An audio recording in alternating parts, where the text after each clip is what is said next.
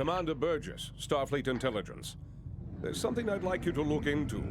It could change the course of the war in our favor.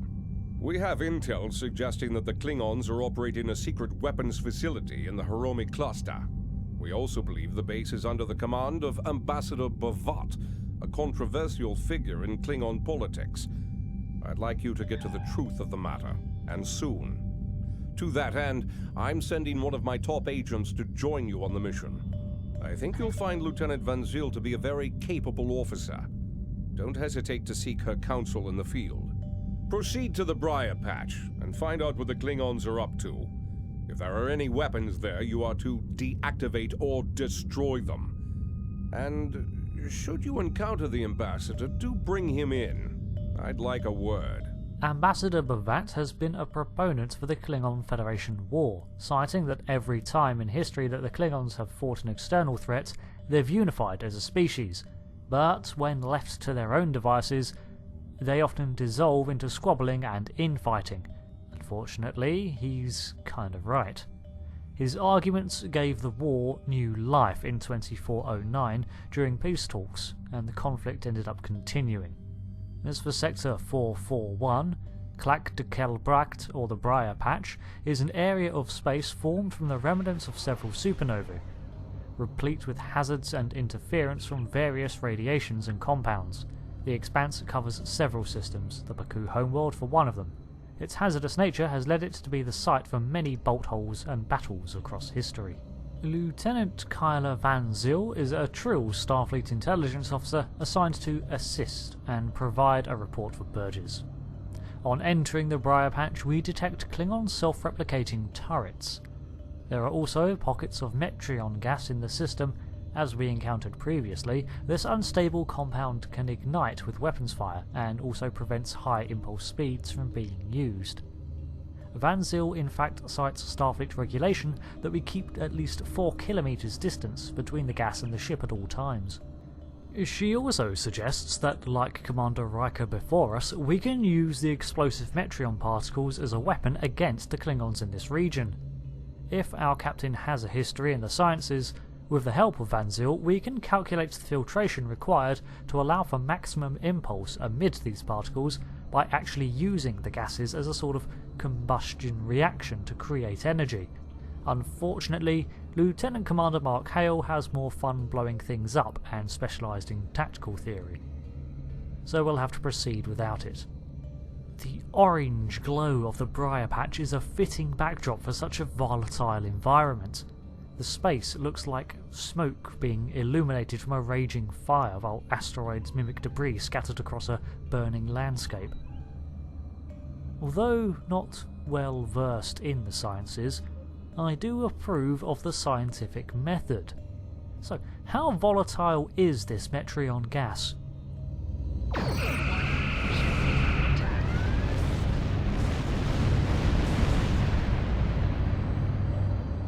Answer: very.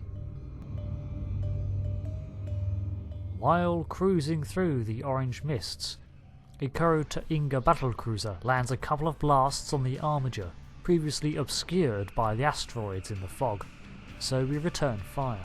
But this old vessel is effectively a gutted D7, but upgraded to meet current Klingon standards, much like the Constitution class Armiger. We almost fly into a cloud of Metreon gas, which would have been a death sentence while taking fire, so veering hard to starboard, it gives me an idea. Let's see if we can lure them into the cloud instead. Positioning ourselves out of reach and behind a rock, my hope is that the Klingons will pursue through the cloud, which we can then ignite.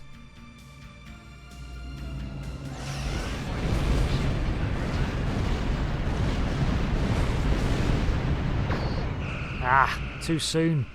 But at least the glancing blow damaged their hull by 20%. I guess that's enough of an advantage, so we press the attack.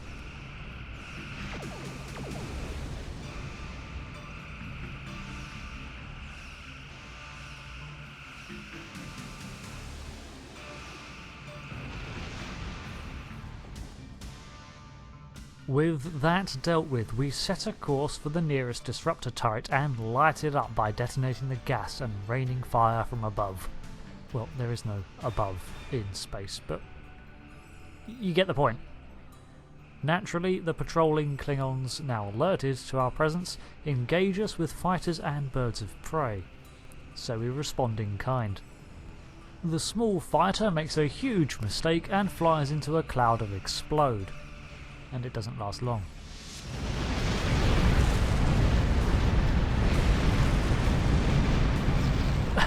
Oh, that's overkill, and the bird of prey doesn't fare much better. Destroying the final disruptor cannon, VanZyl notes a compound further in, based on a large asteroid.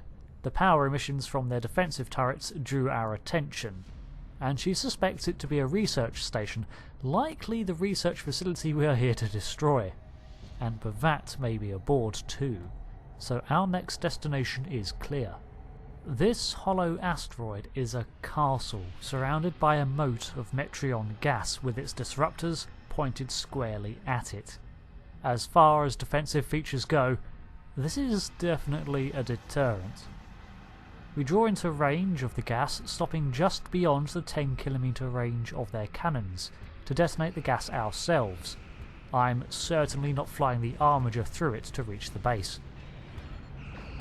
As the fire dissipates, we dive through its remnants as emerald lances of disruptor fire pepper our shields and the Armiger unloads its payload of torpedoes and phaser cannons. Swooping through the asteroid, we destroy the 3 Klingon turrets and hold position over the now vulnerable facility. Apart from some minor turbulence, textbook. Put that in your report, Lieutenant VanZyl. Can I call you Kyla? Whatever her preference, she joins us on our mission aboard the station, beaming down. On entering the facility, tricorder readings reveal that there are several non-Klingon life signs aboard. VanZyl assumes hostages. A little presumptuous perhaps, but Klingons do work with other races after all. But we can't assume anything. We have to breach the first door we find. Goody, more explosions. And it's not long before we encounter a trio of Klingons guarding another door. The fact that they aren't patrolling tells me that they're on the defensive. Another locked door, so we set another charge. This time the room we enter has multiple computer consoles and several scientists standing at them, their blue and white uniforms marking them out as non-combatants. Fortunately, they do stand perfectly still, allowing us to take out the Klingons without casualties. Thank you. These Klingons have had me designing weapons for them at Disruptor Point.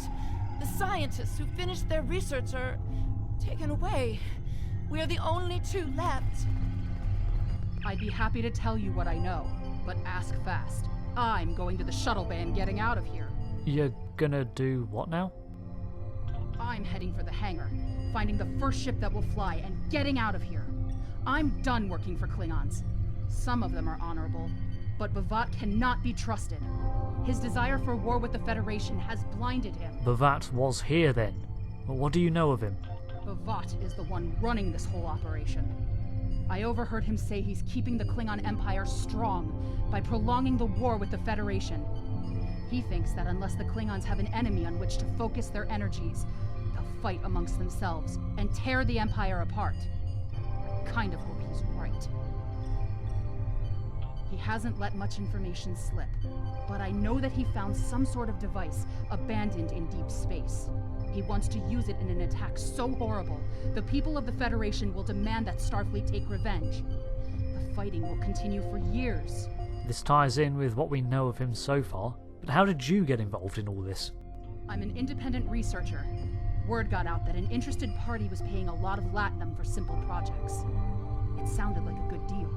Then I got here, found out the Klingons were my new employers, and the good deal was work or die. I should have known better. There used to be about 20 of us working on various projects. As people completed their work, they would disappear. I heard one of the Klingons say that my time was up. You got here just in time. Multiple projects? Uh-oh. What do you know of the weapons research projects being carried out here then? The Klingons are planning something big. They have been forcing us to design weapons. They want improved disruptors and torpedoes for their ships, but some of their demands have been very specific. What do you mean? Specific how? They want a weapon that can punch through solid neutronium, which is impossible. And they keep talking about torpedoes, with payloads big enough to destroy a small planet. Please tell me these weren't successful projects. There are prototypes of some of the new weapons in the laboratory here, as well as schematics on the base computers.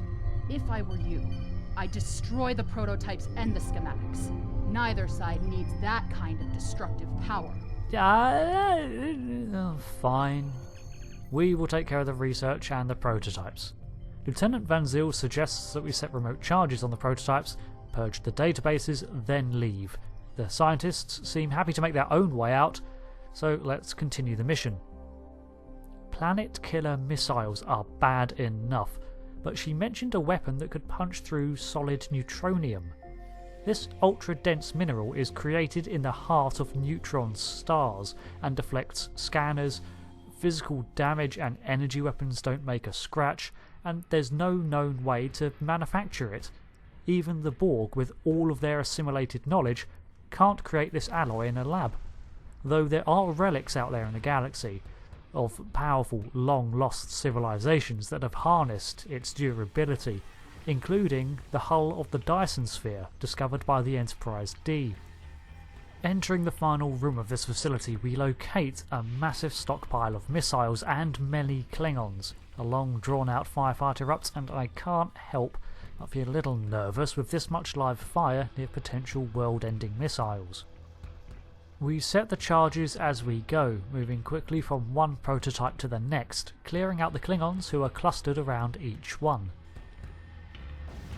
Upon arming the final spatial charge and securing the immediate area, our resident Starfleet Intelligence officer notes a nearby computer core and suggests we copy its contents to the Armiger for analysis, to learn of B'Vat's ultimate goal. I wonder if Intelligence really hopes to get its hands on the weapons research for more nefarious purposes. Who knows, but this is an intelligence gathering mission, and so far we haven't located B'Vat himself, so this will have to do. During the course of the download, some more munitions officers beam in to stop us. With them dispatched, Scavrin, my engineering officer, notes that the Armiger has detected Klingon vessels leaving the station. We should return to the ship to pursue.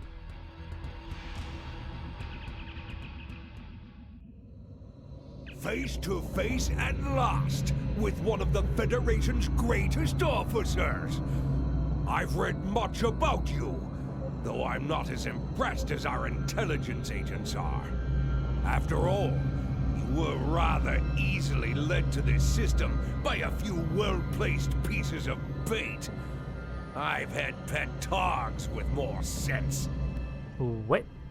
I have everything I need from the research station, but I must say, humiliating a Federation war criminal is, as the humans say, an added bonus. Okay, so while he's monologuing, I've spotted the Vorcha-class battleship closing in, so let's back away before it detonates the reformed Metreon gas. With your tail between your legs, there to whimper at your master's feet. Sorry, B'Vat, you were saying? You have lost this day. Victory is mine, and mine alone. Qapla'! VanZyl has also been busy while we were buying time. She's discovered several ships attempting to mask their energy signatures as they try to sneak away. Now who's skulking off with their tails between their legs? We need to intercept those vessels, as it's likely they're carrying more of the prototype weapons, like the ones back on the station. We engage the Vorcha-class cruiser, getting the drop on it and avoiding the Metreon gas that may have been our undoing. Unfortunately, we weren't able to weaponize the gas against the powerful Klingon ship, and we sustained some minor damage in the firefight, but we still emerged victorious. Now the immediate threat is gone, let's detonate those spatial charges. Nice, job done, and now we need to neutralise the prototypes on the escaping Klingon ships before they clear the Briar Patch. This is where resolving the full impulse issue would prove more beneficial, as we'd be able to catch up to them much quicker, but with them trying to crawl away, we track them down easily enough. Destroying the Raptor escort is actually a rather tough battle when compared to the earlier Vorcha fight. I wonder if they were able to implement any of their R&D, but after a fairly standard exchange of fire, we take down the Raptor, hopefully destroying the final traces of the Klingons' new toys. Lieutenant VanZyl has wasted no time in transmitting the data we've gathered to Starfleet Intelligence for their analysts to pore over.